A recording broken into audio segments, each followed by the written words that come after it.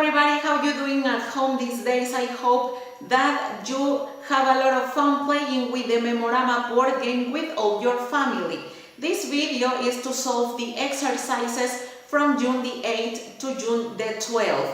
And you have to remember also that all the doubts I am going to answer through the email lulay.1713@gmail.com. I hope that you are okay at home. I really miss you guys. It is very difficult to me not to see you every single day, but it is getting closer the time when we are going to see each other again. Remember that you have to wash your hands with frequency. Chicos, los extraño verdaderamente muchísimo. Es muy complicado no verlos todos los días, pero espero que estén lo mejor posible en sus casitas. ¿Qué tal les fue con el juego del Memorama? Espero que se hayan divertido muchísimo con toda su familia.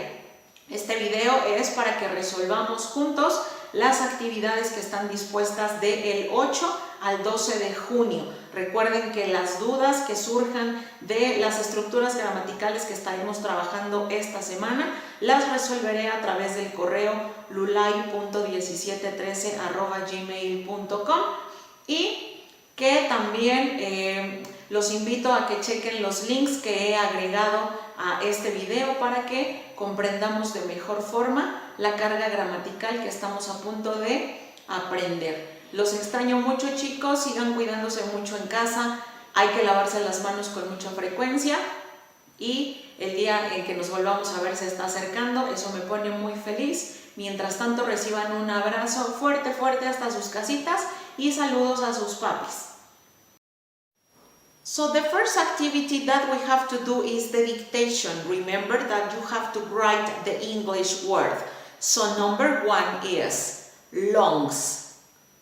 Lungs. Number 2, brain. Brain. Number 3, kidneys. Kidneys. Number 4, muscles. Muscles. And number 5, bones. Bones. To check the dictation, you have to remember that if you write the word in a correct way, then you have to make a check. But instead of that, if you write your word in an incorrect way, then you have to make a cross. So these are the answers for the dictation. Number 1, lungs. Number 2, brain. Number 3, kidneys. Number 4, muscles. And number 5, bones. To solve the exercises from activity number 2, first we have to check the grammar structure of passive voice. We use passive voice when the focus in the action and it is not important, however, who or what is performing the actions. Remember that in this we have to use the auxiliary. These are the past conjugations for the verb to be. So for the personal pronouns I, he, she, it, this auxiliary is going to be was. And for the personal pronouns you, we, you, and they, this auxiliary must be were. So the formula that you have to follow to make a passive voice sentences is the object plus was or were plus the verb conjugated in past participle plus by plus the subject that means the person that do this action.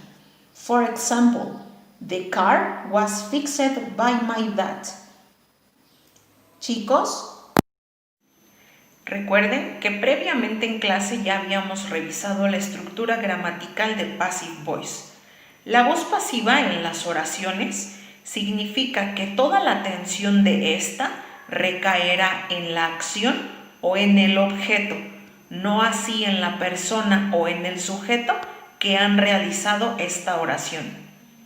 El complemento de estas oraciones es el uso de los auxiliares, en este caso la conjugación en pasado del verbo to be, que en singular o para los pronombres I, he, she e it será was, mientras que en plural o para los pronombres you, we, you and they, este auxiliar será were. La fórmula que debemos seguir para transformar una oración en passive voice o voz pasiva es el objeto o acción, was o were, verbo que deberá estar conjugado en pasado participio, by, que en este caso está sirviendo como conjunción, y por último el sujeto, que en este caso será la persona que ha desempeñado esta acción. En español, el ejemplo diría: el carro fue reparado por mi papá. Significa entonces que lo más importante de esta oración ha sido que el carro fue reparado, sin importar quién lo haya hecho. Entonces, with this information, we are ready to solve the exercise. As soon as we finish to know the information about passive voice, we are ready to solve the exercises from activity number 2. So, the natural or the original sentence is in active voice because the most important of the sentence is the person who did the action. Una vez que hemos revisado la carga gramatical, podemos resolver los ejercicios de la actividad número 2. Recuerden que las oraciones originales están en active voice o en la voz activa.